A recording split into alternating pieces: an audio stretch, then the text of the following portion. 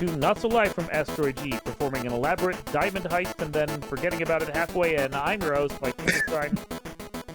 What was that, right? Like, yeah, at the end of the movie, they're just like, oh, when can we go back up there and get the diamonds? I'm like, oh my God, like, what is this crap? Hi, Mike the Ghoul here, talking more Connery Bond in all its beauty. I love how much that just derailed you. We are talking Diamonds Are Forever, which I'm going to spoiler this just a little right now. Maybe the second best, maybe third best Connery Bond in the whole set, but that's not really saying much. All this has taught me in this rewatch of the Bonds, and like, while I can appreciate the Connery era, and like, yeah, he's my James Bond, the original, his movies kind of suck. Yes. Realistically, overall, they're average at best. Even the Brosnan era, I think, was better, but we'll get there when we get there. This has been my issue from the beginning when people are like, man, I really love James Bond, is I looked at the list of Bonds, and they got better, but they looked at the list of Bonds, and you had like 6 Connerys and 8 Roger Moores, and all of them are not the best. And I'm sitting there going, they're consistent, but they're not consistently great from my opinion. And it wasn't until like late era came around that Bond got to a point where I actually cared about them. So when people are like, I really love James Bond, I go, why? Just why? But they're fun movies at times, but like, there's yeah, why? Why? I get Anyway, you. I get you. We'll get into the movie in just a second, but before we do, we want to thank this week's sponsor, Omni Consumer Products, makers of RoboCop, the Defender you need, the Detroit you want. Thank you, Omni Consumer Products. Diamonds Are Forever is about James going at the start of the movie to fight Blofeld. They've finally tracked down Blofeld, which you assume, if you're watching all of these in order, means that Tracy is dead and he's getting his revenge. And he even says after he supposedly, let's be honest, we know Blofeld's never going to die. After he supposedly kills Blofeld, that was a very satisfying kill. So you feel like he's gotten his revenge after the George Lazenby Bond watched his wife die in front of him. After this, the movie is then like, okay, let's forget about that. Now, James, we need you to go and stop this elaborate diamond heist that's going on. And it does this whole montage. It plays everything out. He goes and meets this girl who's running the diamond scheme while the other guys are going behind the scenes and slowly killing everyone involved in the scheme and cleaning up the whole thing. There's something going on, but it's a big, elaborate diamond scheme. And we discover, as we follow it all the way from Africa to Amsterdam to Vegas, that it's really all run by Blofeld. And the second Blofeld shows up, it stops being a diamond heist, and we're like, let's just forget everything about diamond heist. Now it's just about like pitting the USSR and US against each other in a war again for reasons. We talked about this, right? Like, Blofeld now, he's in it for the love of the game and torment at this point, right? Yes. No, and that was actually one thing I really liked, is like Blofeld has given up on calling anything Spectre or having his numbers around or anything. None of that even matters now. He really is just in it for the love of the game and to try and see if he can make some scratch. I respect that about the character, but this movie doesn't really have a handle on its story at all. Yeah, the pacing in all of the Bond movies sometimes is questionable, but it felt like 2 different movies rolled into one and neither one fully fleshed out. It was kind of weird. No, yeah, because I was really invested in the diamond heist story. I thought that was interesting. Yeah. Like, the movie is weirdly like a 2-act film with like 2 little addendums on each side. And the one act about the diamond heist was kind of cool. He was doing espionage, he was pretending to be people, he was winning over this woman who's going to help him get on to the next stage. Things are going back and forth. There's some cover-ups and some double crosses. I dug that. It was cool. And then Blofeld shows up and we get a completely different movie. Well, Blofeld changes the calculus, right? Yeah. I guess. Like, Blofeld shows up and suddenly it's Dr. No again, as opposed to, I don't know, Goldfinger. Dr. Oh, no. Yeah, no, it's just a little weird. It was a little strange. I feel like the problem with this, and this is a movie that was directed by Guy Hamilton, who did Goldfinger, and then goes on to do a couple of the Roger Moores. This is a guy who's shown he knows how to handle the character, the setting, the story. He can do this. I don't feel like it's the fault of the director. I feel like this is the fault of the character, specifically Blofeld.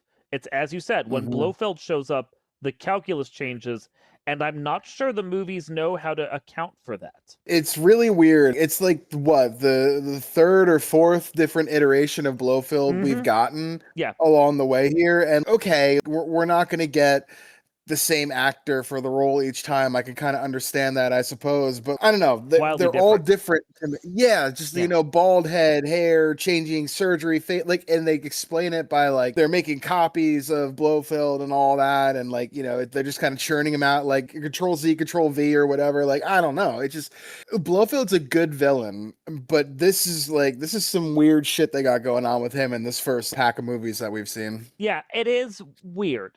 And it's because he's built up to be something different from any other villain that we've dealt with. He's not a number two. He's not Ulrich Mm. Goldfinger. He's this guy who's supposed to be the mega equivalent to James Bond. Now, first of all, James Bond isn't even the mega equivalent to James Bond. He's just this dude who wanders around and sometimes looks into things. The Connery Mhm. Bond is one of the worst secret agents I've ever seen on screen.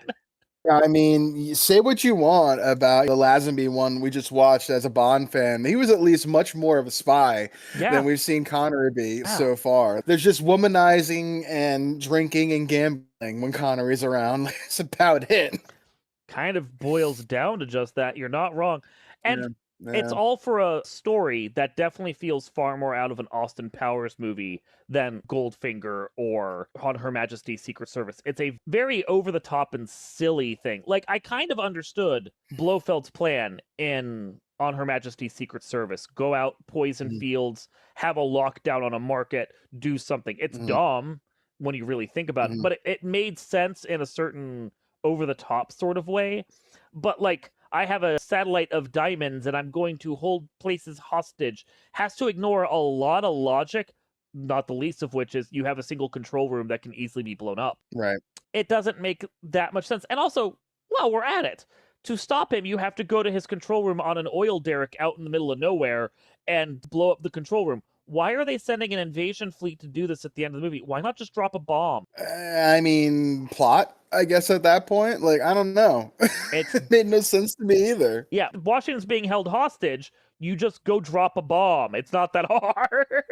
Yeah, it really isn't. I No. would expect a little bit more, especially from the United States government here. Like, Yeah. come on. For this plan, this way in Diamonds Are Forever to work, they have to ignore a lot of logic, which I don't feel we have to ignore in similar stuff. Goldfinger has its flaws in its plot, but they're little Mhm. flaws you can kind of just gloss over. But like this movie requires you to basically shut your brain off at the halfway point because that's when Blofeld shows up again and be like, oh, we're just gonna have an illogical story where guys run around for a little while.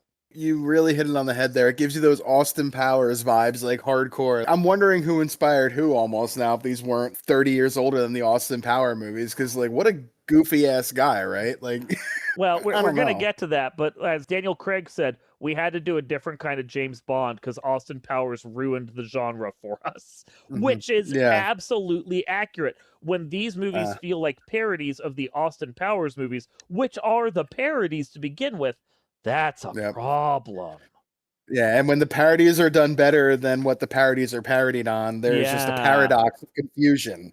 Oh my god, I know. So I have notes as I always do because I can't help Mhm. but look at these things and have to write some crap down about them. It's only been like 10 years since he started this Yeah. franchise, but he's already looking pretty old in this movie. I understand Eon and UA freaking out about the fact that Lazenby left after a single movie, but Connery is a little too long in the tooth already to be playing Bond, and that doesn't even take into account that he comes back again for another Mm. reboot down the road. I agreed with him stepping away when he did, and I think him getting lured back with a bunch of money was the wrong call for this film. I mean, it wasn't the wrong call for him, I guess, though. So, I mean, He got paid a it boodle. was a successful movie. Yeah, a successful movie overall. And I mean, I think he enjoyed his time playing Bond sometimes a little too much. You could tell he looked like he was just having a little too much fun sometimes offset. I mean, speaking of, he starts the movie by forcefully stripping and strangling a woman because Connery's Bond is a certain kind of guy. Yeah, the way they slap women in these movies too, or punch them and everything, I'm like, boy, what a different time, and I'm glad we're not there anymore because this just feels as awkward as it looks. Yeah, Lazenby's Bond was just a little more caring about the women that he was interacting with, and Connery's Hmm. is just such an abusive motherfucker. Yeah, yeah, Yeah. you can totally feel that and get that vibe anyway. That opening sequence I talked about, Blofeld and Bond are clearly meant to tie up their loose ends after On Her Majesty's Secret Service, but because we're just bouncing back and forth between Bond actors here, and there's absolutely no mention of Tracy when Bond gets his revenge, the scene doesn't Hmm. really play. Like, you could almost extract On Her Majesty's Secret Service out of the timeline, and this movie would just bump right up against the last Connery that we did, and you'd never feel any flaw in continuity. Right, right. Which Yeah. feels really bad considering that was a alleged huge moment in the ethos of the character here, of the Bond character, like the love of his life dying, and there's just basically no mention of that No here. mention. Just shouldn't this be a little anyway, we'll get Yeah. there. Shouldn't this affect you? Like, if Connery even played a little bit of pathos once in a while, he sleeps with a woman and then looks like he's struggling with it, or there are moments where he's just by himself having a drink and looks depressed, that would be something. This is a man that just lost the love of his life, but Connery is just like saunters on set like nothing happens, and you're like, this movie does not fit in the continuity where it needs to. Either this shouldn't have happened, or On Her Majesty's Secret Service has to be ignored entirely. Yeah, yeah. Yeah. It's a very weird vibe from the character after the alleged turning point of their life that they just had in the movie Mm-hmm. previous to this. Seems very strange. Mm-hmm. Noting also, by the way, Diamonds Are Forever is a terrible song. Yeah, was not good at all. We've certainly seen better Yeah. Bond songs. The topic of Tracy. Tracy's going to show up a lot here for a little bit because I can't let this go. Moneypenny Hmm. talking with Bond as Bond flits off to Amsterdam. He asks her if he should bring anything back for her. She goes, a ring with a diamond in it. And I'm like, girl, Hmm. he just lost his wife 2 years ago. You're asking for an Hmm. engagement ring. That seems pretty fucking callous, you know? Yeah, yeah. Money Penny just, long gaming right here, apparently. Just waiting them all out. And he doesn't even seem bothered by it. Get me a diamond ring. I know what that means. Oh, I know what that means too, Moneypenny. Ha ha ha ha. Dude. In Amsterdam, James is pretending to be someone else. Then he runs into the real person he's pretending to be.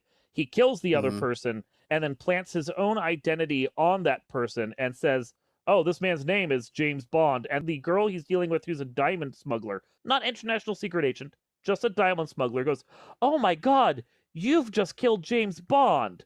And I'm sitting there going, so James is not a very good secret agent, is he? No, apparently not at all. Random fucking people know who James Bond is. You're like, wow, putting that Hmm. secret agent, my guy. We move to Vegas, and James goes Yep. wandering through a casino. And it's fascinating that just one decade in, we went from that opulent Monte Carlo looking casinos that we were seeing, really over the top, Right. really selling you on that alternative lifestyle, to Bond going to Circus, one of the shittiest casinos in Vegas. And this is just like, it's a real downgrade in quality, you know? Yeah, you pointed that out, and I was like, "Oh wow, that Mhm. really is a strange feel from Monte Carlo and fucking, the way they would walk around there to like the seedy Vegas underbelly with like cigarette smokers and people like drinking out of paper bags around the corner is what it felt like. It was not as glitzy and glam as we've come to expect from the Bond pattern of these movies, where you see him gambling and it's like some high stakes. This just felt like grimy shit. Hmm. And Circus is known now to be one of the shittiest casinos still on the Vegas Strip. And it's not so Hmm. much because, I mean, obviously it hasn't been really well maintained, but it's not so much because Circus has gotten much worse, but just that most Hmm. of Vegas has gotten somewhat better. Yeah. Circus is pretty indicative in this movie of how the whole of the strip looked at the time, and it looks like ass. We do get the very temporary Bond girl because she dies within a couple scenes of Plenty Right. O'Toole, and I laughed at that name because I'm like, you're trying for pussy galore and you're not hitting it. They really try with some of these, Bond girl names like that. And Plenty O'Toole was always a fun one, but upon rewatch, like I thought she was around a little longer than she was, 'cause No, she was there and gone for knowing a name 2 like scenes. that Yep. comes out of this franchise. It was really weird. Yeah, she gets 2 scenes, a great name, then she's immediately axed, and everyone just kind of shrugs and move on. Like, okay, Yeah. sure, sure. Vegas is the turning point where we go from a diamond heist into an actual weird James Bondy action movie, and we start getting like action set pieces and car chases and everything. And that is the point also where rear projection and bad filming starts to cut in. And I'm like, the quality hmm of the movie takes a sudden dip at the halfway point. You can see it quite noticeably here. Like there were some times when I was like, "Whew." I pointed this out before. I hate this Yeah, so very yeah. much. No The one the the shaky driving with drive the big wheel, yeah. like this. Like it drives me crazy. And like they still do that to this day in movies. Like Yep. why can't you look like you just drive like you drive or Passive whatever? casual. But Yep. like It's not that hard. yes, yes, yes. Yeah. And it drives me crazy. And it's very generic. Like I'm pretty sure that there were, where you see the same car passing in the background, it's like the same just 10 seconds on reel or whatever. Like they were economical in the making of these movies with how much money they spent, and like they sure didn't give a shit about the budget of this part of the movie. And now it No. seems that that's all people care about. But anyway, I Yeah. digress. Yeah. Blofeld is, of course, revealed to be alive because we all knew that was going to be the case. You don't cast a major actor for the role and then just instantly kill him in the opening sequence of the movie. But Yeah. we have Blofeld, and then we have his 2 agents, Mr. Wint and Mr. Kidd, who are interesting characters. They are hmm 2 things about them. One, they absolutely do not fit the tone of the rest of the movie. They're like grafted on from a completely other film. hmm And number 2, they're really ineffective when it comes to killing James Bond. They're great at killing everyone else. Instant 5 out of 5, no notes. That James Bond rolls up and they do the most elaborate, stupid plans that never work. It really is just the coyote Yeah. chasing the roadrunner at times, but it seems like how he just gets his way out of these situations that should be very easy compared to how good they are at killing other people. But like, I mean, that's just a Bond plot armor right there, I guess. It's the Dr. Evil. I'm going to put him in a situation where he will die, but there's an easy way for him to get out, and then I'm going to assume that everything will be fine. This is Yeah, Mr. Wint and Mr. Kidd. yeah. I'm just assume everything went to plan. What's the problem? Like, Yeah, they why put is this weird? they put James Bond in a concrete tube that's going to get buried underground. And they're like, that should kill him. Not only does it not hmm kill him because it's getting installed somewhere, but he's easily able to escape because there's a hatch for him to get through. How was this hmm supposed to work as a death, guys? It didn't even work as a temporary hold.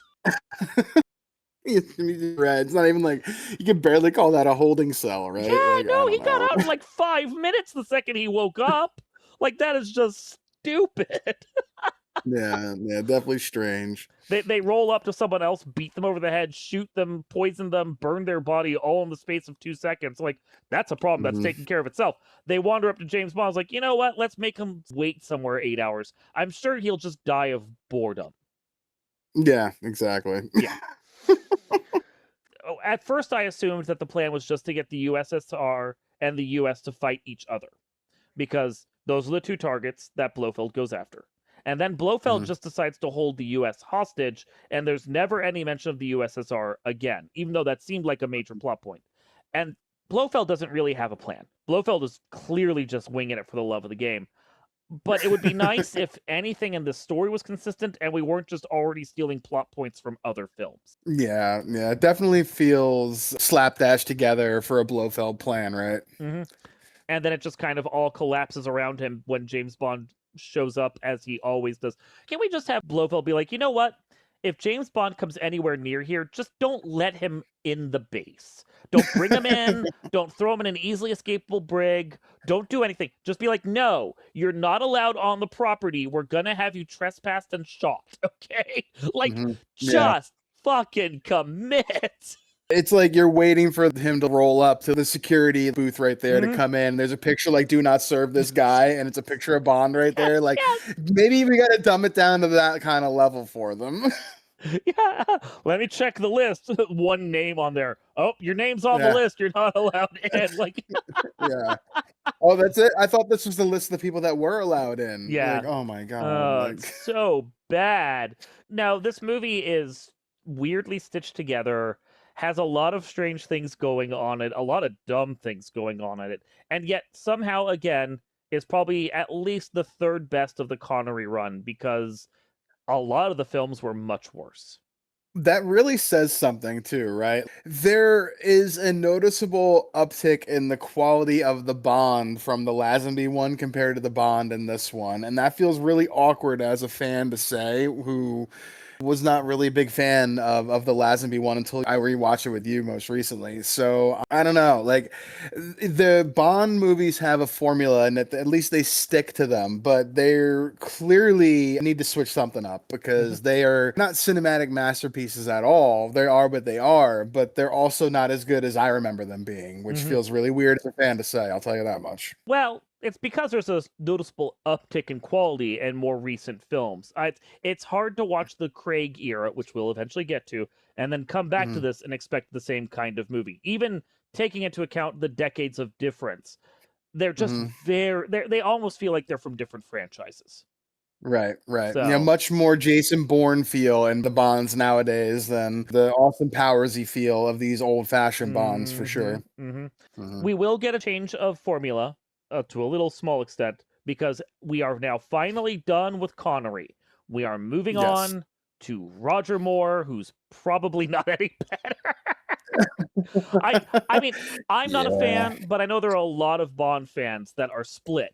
Is it Connery or is it Moore? Who's the better? Most people, if it's a comparison, tend to come down the Connery side, and that's because while Moore has some good movies, he has some real dog shit films. Yeah, there's some good ones in the middle, and there's some good villains that we get coming up for the Roger Moore era here for sure. 7 movies in a row of him, and let's do 2 Roger Moores next time. Let's get his first 2 kicked out, especially because they're both Guy Hamiltons. We'll do Live and Let Die and The Man with the Golden Gun next time on our continuing James Bond series, and just bring the Roger Moore series in and see how we feel about them. Yeah, we're gonna roll with it and it'll be a good time. More Bond. Let's go. More Bond. So, this has been Not So Live from Asteroid G, still trying to figure out how to get those diamonds back. I'm your host, Mike Finkelstein. Everybody, Mike the Ghoul here, gonna go teach the writers how to write a 3-plot sequence instead of a 2-plot weirdness, so we will see you all next time.